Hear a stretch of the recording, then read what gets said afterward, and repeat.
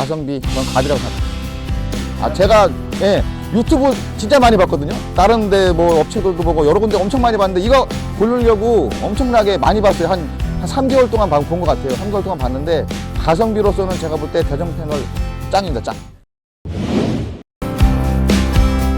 안녕하십니까. 오늘은 충청북도 청주의 가설건축물 농산물 관리사무소로 납품하러 왔습니다. 오늘 제가 소개해 줄 이 제품은 여러분들도 아시다시피 금년 12월 9일부터 체리용 쉼터가 이제 시작이 됩니다. 이 제품은 체리용 쉼터 10평짜리하고 규격이 똑같습니다. 규격은 3.2m에 10m로 제작을 했어요. 한 달 전에 저희가 체리용 쉼터를 출시했습니다. 출시하고 오늘 첫 납품입니다. 상당히 오늘 납품은 의미 있는 것 같습니다.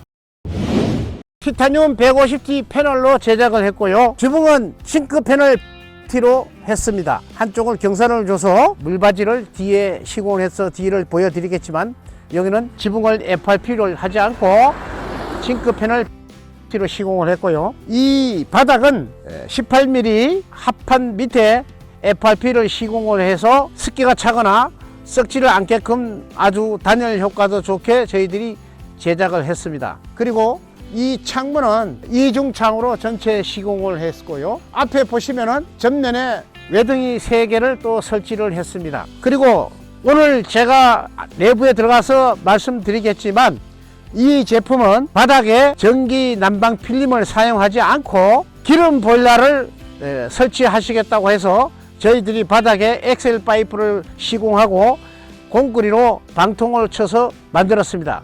그래서 뒤에 가서 한번 보여드리겠지만 이 제품은 전기 난방 필름이 아니고 일반 보일러를 설치를 했습니다.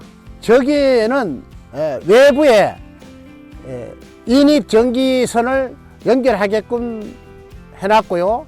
그 선 위에 동그란 고리가 있죠. 저거는 뭐냐 하면은 외부 전선을 인입을 할 때 와이어로 잡아 당겨서 이렇게 연결을 하도록 저거를 만들어 드렸고요. 그 다음에 요 밑에는 농산물 가공 관리를 하려면은 인터넷을 사용해야 되기 때문에 인터넷선을 연결을 하게끔 설치를 했고요. 그 다음에 이 뒤에 보시면은 이거는 지붕을 FRP를 하지 않고 지붕 패널 150T 싱크로 시공을 했기 때문에 물바지를 시공을 해서 뒤로 물이 떨어지게 이렇게 만들었습니다. 그리고 여기에 보시면은 이거는 여기 뒷면에 보일러실을 설치를 해서 연결을 하게끔 보일러실 배관, 수도 배관을 이렇게 빼놓은 겁니다. 그리고 보일러실에 전기를 꼽을 수 있도록 콘센트를 설치를 해드렸고요. 또 여기에 보시면은 이 콘센트는 바깥에 이 물이 얼지 않게끔 혹시 또 사용을 할 때 외부에 전기도 사용하게끔 콘센트를 하나 더 만들어 드렸습니다.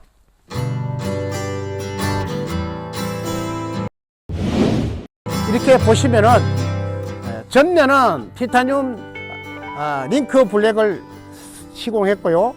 측면에는 코르텐 칼라를 시공했습니다. 그리고 지붕 옆에 측면을 보시면은 상당히 두꺼워 보이죠?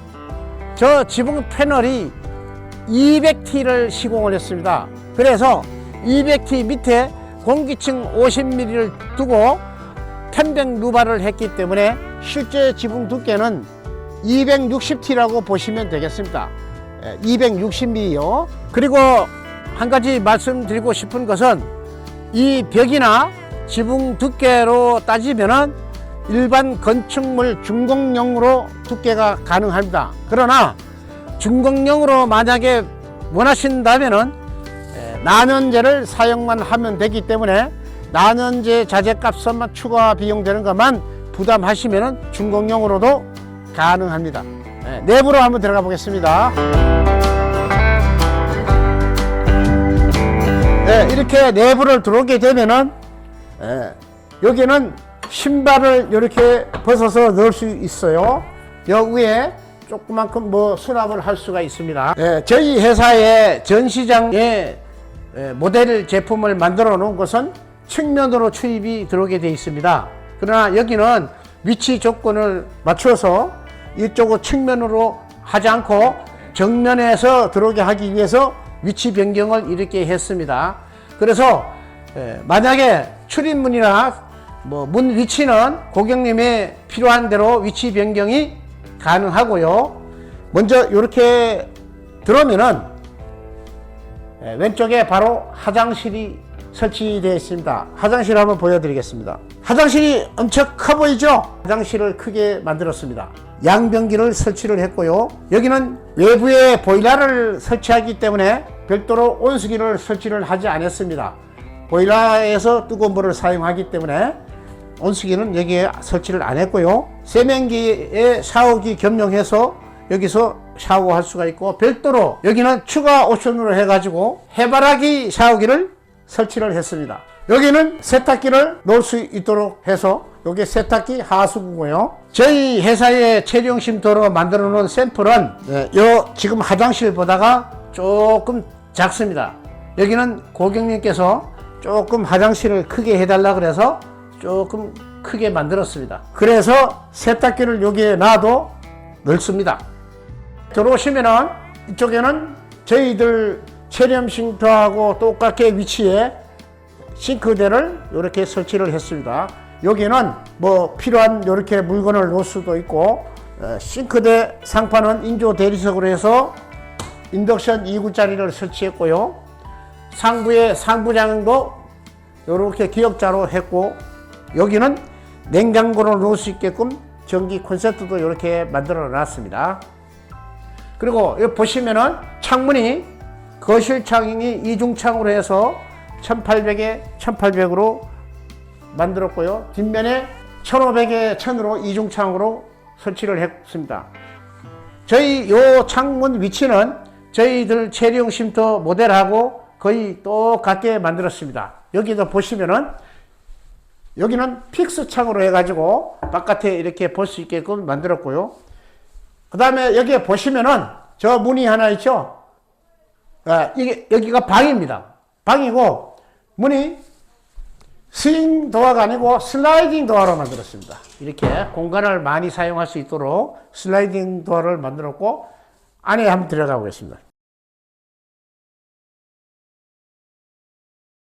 여기는 방이 상당히 크죠. 이 방이 대략적으로 한 2.5평 정도 됩니다. 여기에 장롱을 놓고 여기에 침대를 놓고도 살 수가 있는 공간이 됩니다. 천장을 보시면은 방이나 거실이나 전체 다 편백누바로 시공을 했어요. 중요한 거는 지금 방하고 거실이 기름 보일러로 해서 방통으로 해서 시공을 했다는 점이 좀 다른 데하고 좀 특이하게 만들었습니다. 이 10평 정도 되면은 전기 필름으로 하게 되면은 전기요금이 겨울철에 많이 나올 수가 있어요. 그래서 전기 필름 난방으로 하는 것보다는 전기 온수 보일러나 기름 보일러로 이렇게 설치를 하게 되면은 열 효율도 좋고 전기 요금도 훨씬 더 적게 먹습니다. 혹시나 궁금해 하실 것 같아서 말씀을 드리겠습니다. 여기는 전기 온수 보일러가 아니고 기름 보일러를 설치를 해야 되기 때문에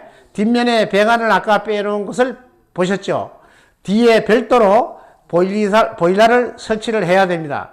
보일러를 설치하게 되면은 겨울철에 온도를 보호하기 위해서 별도로 보일러실을 만들어야 됩니다. 그래서 보일러실 만드는 것은 별도입니다. 혹시라도 보일러실을 저희들한테 주문을 하시면은 제작해서 설치까지 가능은 하지만은 보일러실 같은 경우는 그 지역에 가까운 데서 섭외하셔 가지고 설치하는 것이 가격이 더 저렴하게 들어갈 수가 있습니다.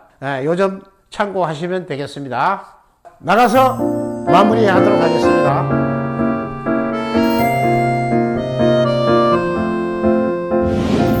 잘 보셨습니까? 여러분 가격이 궁금하시죠? 이 제품의 가격은 저희 체리용 쉼터 3.2m, 10m의 모델이 1990만 원인 거는 아시죠? 기본이 1990만 원이고 추가가 몇 가지가 됐어요. 첫째, 바닥 보일러, 방통이 보일러 기계를 제외한 보일러실하고 보일러 기계를 제외한 방통 설치 비용이 240만 원이 추가가 됐고요. 화장실이 아까 커 보이죠? 화장실을 면적 추가를 해서 80만 원이 추가가 됐습니다. 그리고 그 거실 창이 2,000에 1,800으로 했어요. 그래서 추가 금액이 18만 원이 이중창이라서 18만 원이 추가가 됐고요. 또 한 가지는 콘센트를 바깥에 또 하나 더 해서 추가 금액이 7만 원이 추가가 됐습니다. 그래서 추가 금액이 345만 원이 추가가 됐어요. 그래서 기본 1,990만 원하고 345만 원하고 합하면은 부가세 별도 2,335만 원입니다. 그래서 부가세 포함하면은 2,568만 원입니다.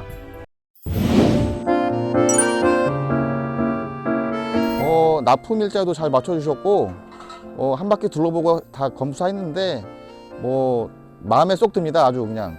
이 10평짜리라고 생각하시는 그것보다도 훨씬 더 크게 느껴지는 것 같아요. 느낌상으로도 10평 정도보다, 맨날 농막 보다가 이런 10평짜리 보니까 훨씬 더 크게 느껴지고 꼼꼼하게 잘 지어주신 것 같습니다. 비교 자체가 안 되죠. 비교 자체가 안 되고, 제가 생각할 때는 거의 전원주택에 버금간다고 저는 생각합니다. 업체에서도 권유를 해주셨지만, 저 이제 유튜브도 많이 봤거든요. 다른 데도 유튜브 많이 봤는데, 이 일반 전기 까는 것보다 보일러로 하는 게 훨씬 더 이익이 될 것 같아갖고, 그리고 또 겨울에 난방비 같은 것도 그렇고 많이 절약될 것 같아갖고 저희가 이제 보일러로 선택하게 됐습니다. 가성비 저는 갑이라고 생각합니다.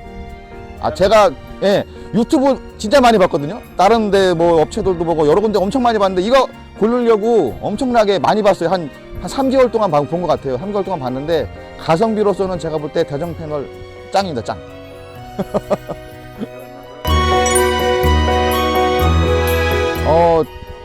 망설이고 계신 분들 아마 요거 보고 가시면 아마 대전 패널이 이래서 대전 패널이구나 아마 생각하실 겁니다. 그거 이제 믿고 맡겨주시면, 주문해 주시면 될 것 같습니다.